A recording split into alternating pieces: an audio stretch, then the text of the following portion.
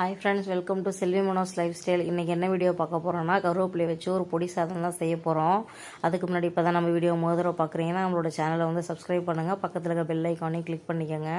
வாங்க வீடியோக்குள்ளே போகலாம். பாருங்கள், அந்த வாரம் வாங்கிட்டு வந்த கருவேப்பிலையை வந்துட்டு நான் வைக்காத விட்டுட்டேன் ஃப்ரிட்ஜில். அதனால் வந்துட்டு அப்படியே நிழல்லே வந்து நல்லா காஞ்சிருச்சு. அதனால் அதை தூக்கி போட மனசு இல்லாமல் சரி இதை வச்சு ஒரு பொடி சாதம் செஞ்சிடலான்னு எடுத்திருக்கேன். பாருங்கள், அதுக்கு வந்து நல்லா கனமான பாத்திரம் ஒன்று வச்சு நல்லா ஹீட்டான உடனே நம்ம வச்சுருக்க கருவேப்பிலையை வந்துட்டு அது உள்ளார சேர்த்துடலாம். அப்படியே வந்து ஒரு மிதமான தீயில் வச்சு வந்து வதக்கி விடலாம். ரொம்ப அனல் வந்து அதிகமாக வச்சிங்க அப்படின்னா கருகி போயிடும். அதுக்கப்புறம் உங்களுக்கு டேஸ்ட்டே மாறி போயிடும். அதனால் லேசான தீ வச்சு அப்படியே வந்து லேசாக கலந்து கொடுத்துட்டே இருங்க.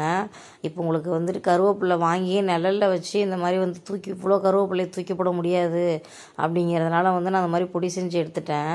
நீங்கள் வந்து கருவேப்பிலை பொடி வந்து செய்யணும் அப்படின்னா நீங்கள் இந்த டைமில் வந்து வெயிலில் போட்டு காய வைக்க முடியாது.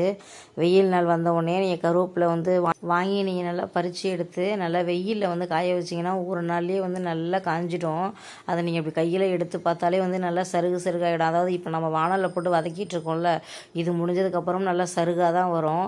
அது நல்லா வெயிலில் காய வச்சு நல்லா இலலாம் சுருங்கி போயிட்டு நல்லா வந்துட்டு சருகாக வரும். அதை எடுத்து நம்ம அப்படியே வந்துட்டு மிக்ஸி ஜாரில் போட்டு ரெடி பண்ணிடலாம். நான் அந்த கொஞ்சமும் வந்து வேஸ்ட்டாக போயிடக்கூடாது அப்படிங்கிறதுனால வந்து எடுத்து வச்சுருக்கேன். இந்த கருவேப்பிலை வந்து 10 ரூபான்னு சொல்லி வாங்கிட்டு வந்திருந்தேன். இன்றைக்கி வந்துட்டு சனிக்கிழமை ஆயிடுச்சு. நாளைக்கு தான் வந்துட்டு ஞாயிற்றுக்கிழமை, நாளைக்கு நைட்டு மறுபடியும் புது கருவேப்பிலை வாங்குவேன். அதனால் வந்து இதை தீத்தரலான்னு சொல்லிட்டு செஞ்சுட்டு இருக்கேன். இந்த மாதிரி வந்து நாங்கள் வீட்டில் முன்ன கருவேப்பிலை மரம் வந்து எங்கள் வீட்டில் இருந்துச்சு.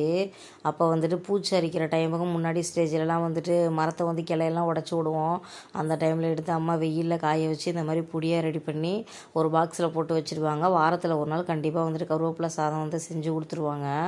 ரொம்ப டேஸ்ட்டாக இருக்கும். நீங்கள் வந்து கருவேப்பிலை வந்துட்டு பச்சையாக வாங்கி அப்படியே இலையை வந்து வெங்காயம் தக்காளி போட்டு வதக்கிட்டு அப்படியே மிக்சியில் அடித்து அந்த பேஸ்ட்டில் வந்துட்டு நீங்கள் செய்கிறது வந்து ஒரு டேஸ்ட்டாக இருக்கும். நீங்கள் இந்த மாதிரி பொடி மாதிரி ரெடி பண்ணி வச்சுக்கிட்டு நீங்கள் அந்த மாதிரி தாளித்து எடுத்திங்கனாலும் இந்த டேஸ்ட் வந்து உங்களுக்கு ரொம்ப வித்தியாசமாக இருக்கும். இந்த மாதிரி ட்ரை பண்ணி பாருங்கள். உங்களுக்கு எந்த மாதிரி பிடிக்குதோ அந்த மாதிரி குழந்தைங்களுக்கு கருவேப்பிலையை உள்ளே எடுத்துக்க சொல்லுங்கள். ரொம்ப நல்லது. கருவேப்பிலை கண்ணுக்கு முடிக்க எல்லாத்துக்குமே நல்லதுன்னு எல்லாத்துக்குமே தெரியும். பாருங்கள், நல்லா வந்துடுச்சு. அப்படி கையில் எடுத்து இங்கே பாருங்கள், சூடு அனல் கை பொறுக்கிற சூடு தான் வந்துட்டு இருக்கும். அதனால் நீங்கள் கையில் எடுத்தே பார்க்கலாம். பாருங்கள், நல்லா முறுமுறுன்னு வந்துடுச்சு. அதனால் ஆஃப் பண்ணிவிட்டு வேறு ஒரு பிளேட்டுக்கு வந்துட்டு மாற்றிடலாம். பாருங்கள், செம்ம கிறிஸ்பியாக இருக்குது. நல்லா ஆறிடுச்சு. இப்போ வந்துட்டு ஒரு ஈரல்லாத மிக்சர் ஜார் எடுத்துக்கிட்டு அதில் வந்து இது எல்லாத்தையுமே வந்துட்டு சேர்த்துக்கலாம். இதில் வந்துட்டு தண்ணி உப்பு எதுவுமே சேர்க்காம நல்லா வந்து ட்ரையாக வந்து அரைச்சிட்டு வந்துடலாம். வெறும் இலையாக இருக்கே சுற்றுறது கஷ்டமாக இருக்குமானலாம் கஷ்டமாகவே இருக்காது. நீங்கள் பல்ஸ் மோடில் வச்சு ஒரு 2 டைம் வந்துட்டு இது பண்ணிங்கனாலே நல்லா வந்துட்டு பவுடர் ஆகிடும். அங்கே பாருங்கள், எவ்வளோ வந்து கருவேப்பிலை ஃபுல்லாக போட்டிருந்தோம். கடைசியில் எனக்கு இவ்வளோ தான் வந்து பொடி கிடச்சிருந்துச்சு. எனக்கு ஒரு நேரத்துக்கு இது செய்கிறதுக்கு கரெக்டாக இருக்கும். பாருங்கள், நீங்கள் இப்படியே வந்துட்டு எடுத்து நீங்கள் சாப்பாட்டில் சேர்த்துக்கிறதுனால சேர்த்துக்கலாம். இல்லை உங்களுக்கு கொஞ்சம் வந்துட்டு அந்த லேசான ஒரு திப்பியாக இருக்கும் பார்த்தீங்களா, அந்த மாதிரி ஸ்டேஜில் வந்துட்டு இருந்துச்சுன்னா ஒரு வேளை எனக்கு பிடிக்காது அப்படின்னு ஃபீல் பண்ணுறவங்க நீங்கள் வந்துட்டு சல்லடை போட்டு வந்து நல்லா சலிச்சு எடுத்துக்கலாம். நான் வந்து எப்போவுமே சல்லடை போட்டு வந்து சலிச்சு எடுத்துப்பேன். இல்லை அவசியம் இல்லைங்கிறவங்களும் அப்படியே வந்து யூஸ் பண்ணிக்கலாம், ஒன்றும் பிரச்சனை இல்லை. பாருங்கள், சல்லடையில் போட்டு நல்லா சலிச்சு எடுத்துட்றேன். இது பாருங்கள், அவ்வளோ போட்டு உங்களுக்கு ஒரு 3 ஸ்பூன் 3.5 ஸ்பூன் அந்த அளவுக்கு தான் வந்துட்டு கிடச்சிருக்கு. பாருங்கள், சலிச்சது மேலே பாருங்கள் லேசாக அந்த துகள் மாதிரி இருக்குது. இது வந்து நல்லா மையில், அவ்வளோதான், வேறு ஒன்றும் இல்லை, யூஸ் பண்ணிக்கலாம், ஒன்றுமே பிரச்சனை இல்லை. இங்கிட்டு பாருங்கள், சலிச்சது அப்படியே நைஸாக இருக்குது. தொடும்போதே வந்துட்டு அவ்வளோ சூப்பராக இருக்குது. சலிக்கும் போதே அந்த வாசம் வந்துட்டு நல்லா கமகமான இருந்துச்சு, அந்த கருவேப்பிலை வாசம். பாருங்கள், அப்போ சலிச்சு எடுத்ததுக்கப்புறம் தாளிக்கிறதுக்காக ஒரே ஒரு சின்ன வெங்காயம் வந்து வெட்டி வச்சுருக்கேன்.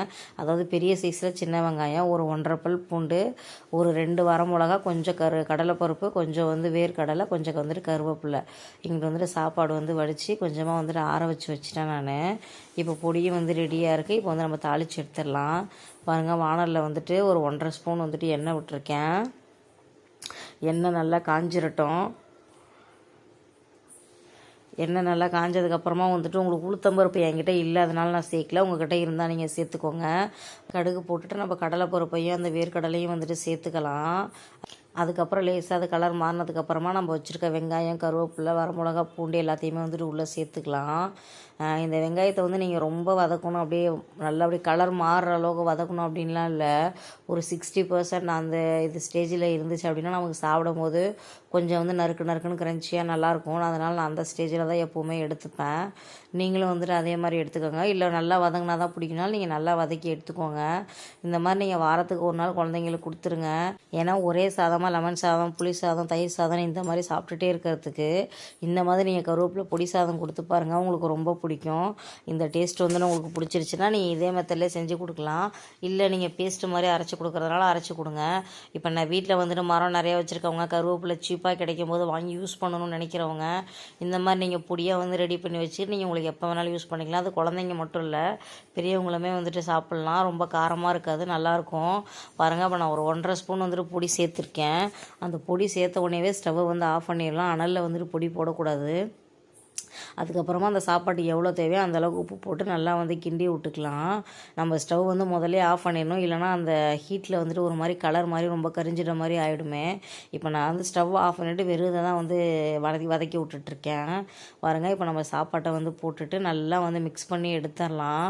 உங்களுக்கு சூப்பராக இருக்கும். அந்த கலர் வந்துட்டு நல்லா அப்படியே க்ரீனாக இருக்கும். திக்கான பச்சை கலர் இருந்தால் எப்படி இருக்கும் அந்த மாதிரி கலரில் இருக்கும்.